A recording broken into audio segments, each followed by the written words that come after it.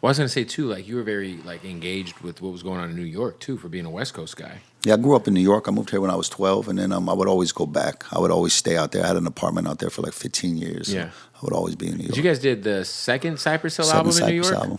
Yeah. Because, you know, back then you blow up, and then it's just too much shit going on. Friends, shit, everybody hanging out. It's like, let's go over here, which is us, locked in a room by ourselves. Like, Yeah, I'm the sure shit you used to guys be. in LA after that first album, the studio sessions, Yeah, you couldn't man. help but be distracted. And you couldn't. And everybody was busy, you know, there's all these new people around and this and that and millions of dollars, you know, and we're 21 years old. So it was like, let's go to New York, and it's just us getting up, going to the studio, back to the crib, back to the studio. That's all we did. That shit's fire, man. And we knocked that shit out in a month. We knocked that record out in a month. The label was like, we need that shit now. So we went in and knocked it out right quick. I suppose the first record took like 3-4 years. It was our whole life, you know, up to that point. And the second one, I think some of the songs even came out before. I think we only did 8 songs, new ones, because we had Hand on the Glock had already came out.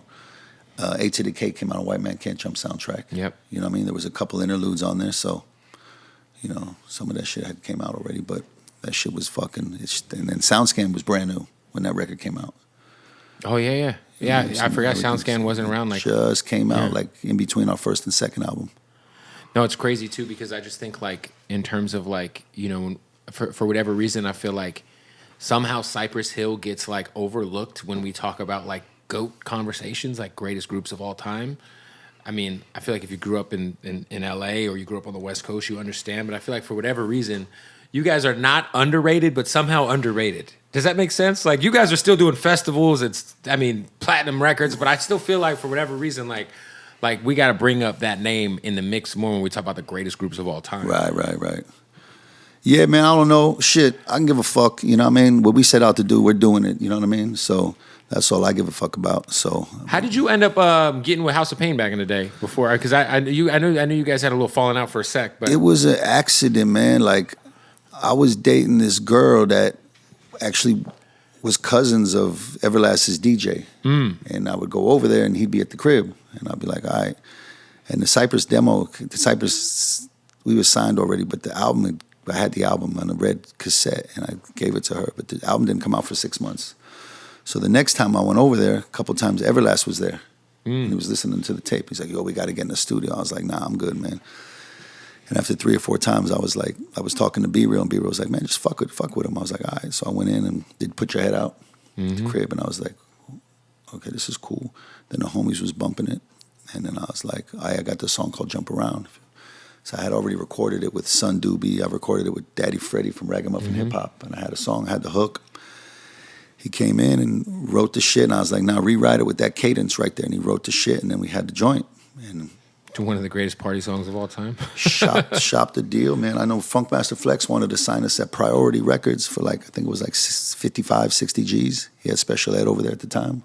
I didn't even know Funk Flex worked at Priority. Yeah, he was A&R. Crazy. And then it was weird because Monica Lynch over at Tommy Boy wanted to sign us. And so I went and had a meeting with her, and she was Irish. So she's like, this reminds me of my family. This is like my brothers would go to church, then they go to the bar and get drunk and fight. So she got it right off the bat, you know what I mean? So she signed us. She gave us like $300 back then. And then I hooked them up with our management. The guys who did our pictures, I hooked them up with those guys, and David Perez, who did our video, I hooked them up with them. So it was pretty much the formula. So you kind of just take, here's our formula, run with it. And it worked. It worked with it, like a motherfucker. Like a motherfucker.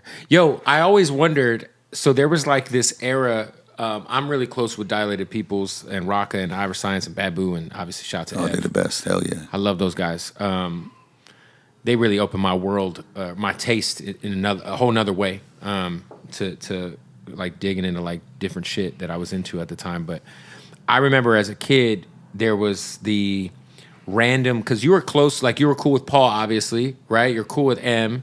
But then there's like this weird beef between like Dilated Peoples, Everlast, and Eminem.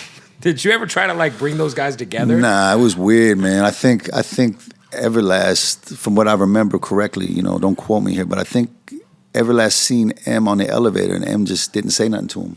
But M's like, he didn't look the same. Right. M didn't realize that he didn't realize who he was, maybe. Right. And M was a fucking Everlast fan, you know, from what I hear. So Everlast just, you know, I don't know what happened. And he wrote some shit about him.